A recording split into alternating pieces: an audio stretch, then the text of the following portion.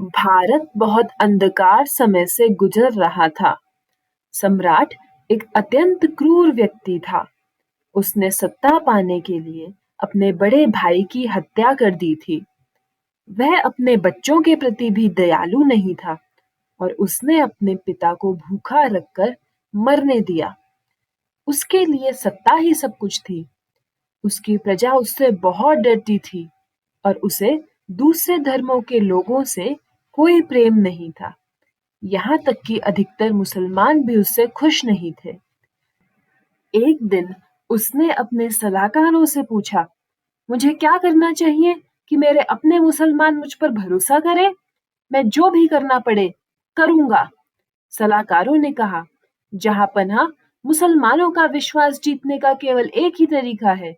हिंदुओं को मुसलमान बनाइए। हिंदू धर्म को जड़ से नष्ट कीजिए। हिंदू पुजारियों का मुख्य केंद्र कश्मीर में है। पहले उन्हें मुसलमान बनाइए। जब वे बदलेंगे, बाकी सब अपने आप बदल जाएंगे। औरंगजेब ने अपनी धार्मिकता दिखाने के लिए पवित्र नगरी को भेंट भेजने के आदेश जारी किए। उसने पूरे राज्य के सभी संगीत वाद्यों को नष्ट करने का आदेश दिया। संगीत फिर कभी ना सुना जाए। उसने गैर मुसलमानों पर एक विशेष कर लगाया। सभी गैर विश्वासियों से धार्मिक कर वसूला जाए।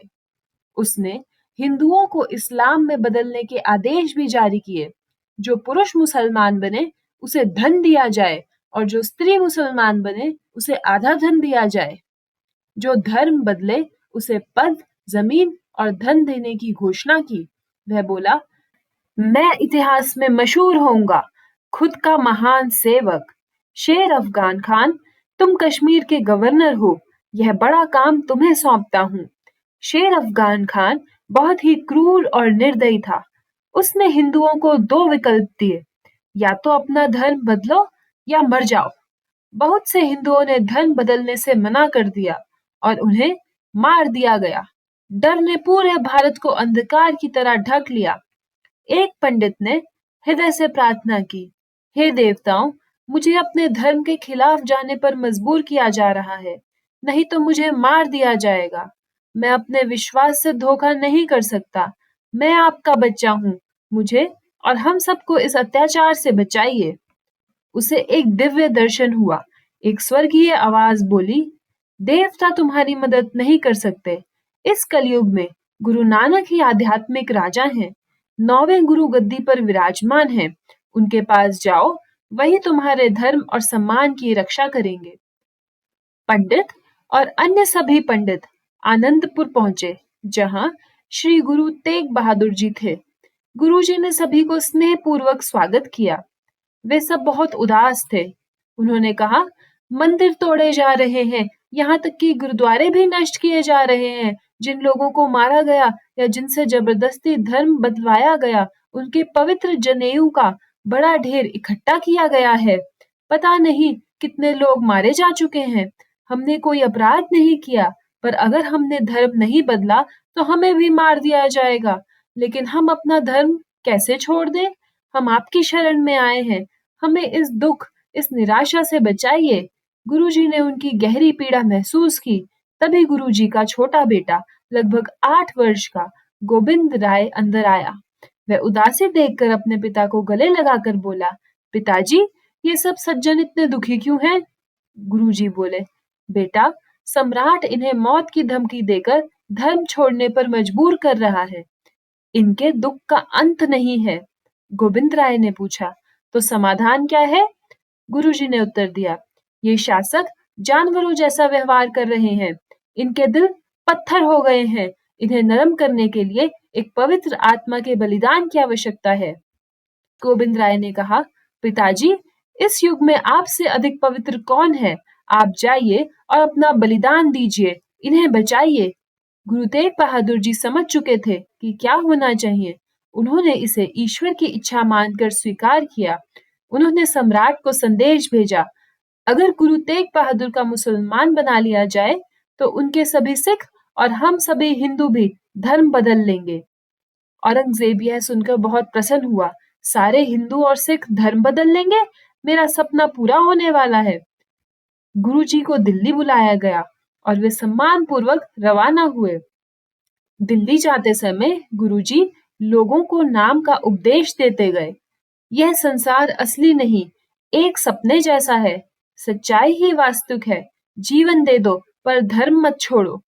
दिल्ली पहुंचकर औरंगजेब ने कहा, मुसलमान बन जाओ, तुम मेरी दरबार में महान पुरोहित बनोगे, धन मिलेगा, सब मिलेगा। गुरुजी बोले, मेरा मन वही चाहता है जो परमात्मा चाहता है। औरंगजेब बोला, मैं तो ईश्वर की इच्छा कर रहा हूँ। मुझे एक दर्शन हुआ है कि पूरी दुनिया को मुसलमान बनाना है। गुरुजी बोले, अगर ईश्वर चाहता कि केवल एक ही धर्म हो, तो दुनिया में इतने धर्म क्यों हैं? सब कुछ उसी की इच्छा से है, हिंदू भी, मुसलमान भी और सिख भी। औरंगजेब ने कहा, लेकिन हिंदू मूर्तियां पूजते हैं, यह ईश्वर का अपमान है। गुरुजी बोले, मैं भी मूर्ति पूजा में विश्वास नहीं करता, पर हर व्यक्ति ईश्वर का बच्चा है, हर किसी को पूजा का अधिकार है। औरंगजेब ने कहा, अगर तुम इतने पवित्र हो तो चमत्कार दिखाओ। गुरुजी ने कहा, मैं कोई चमत्कार नहीं करूंगा। सृष्टि की मर्यादा तोड़ना ईश्वर का अपमान है। मैं धन पद नहीं चाहता, धर्म नहीं बदलूंगा, जो करना है कर लो। औरंगजेब के सलाहकार ने कहा, अगर आपने दया की तो लोग आपको कमजोर समझेंगे, इसे मिसाल बनाना होगा। औरंगजेब क्रोधित हुआ, इसे पकड़ो और यातनाएं दो। गुरुजी को कठोर यातनाएं दी गई। एक सिख को उनके सामने दर्द देकर मार दिया गया, पर गुरुजी अटल रहे। वह कहते रहे, प्रभु, तेरी इच्छा मेरे लिए मधुर है।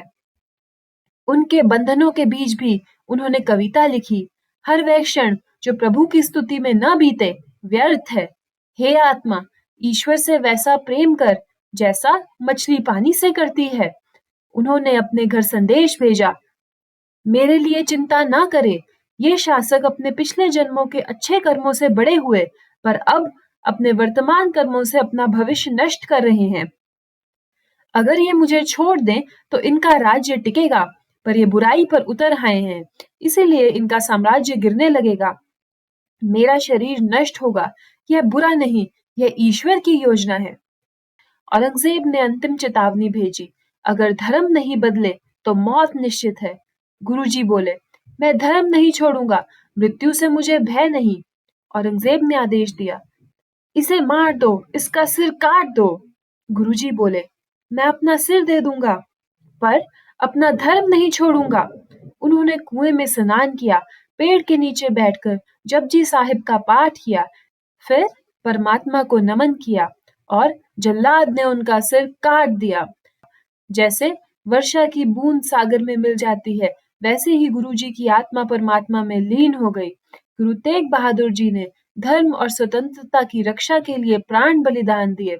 उन्होंने अनगिनत लोगों को बचाया और लाखों आत्माओं को प्रेरित किया। उनके बाद 10वें गुरु गुरु गोबिंद राय गद्दी पर बैठे। एक सिख लाखों पर भारी होगा। गुरु गोबिंद राय बोले, अब मैं कबूतरों को बाज बना दूंगा।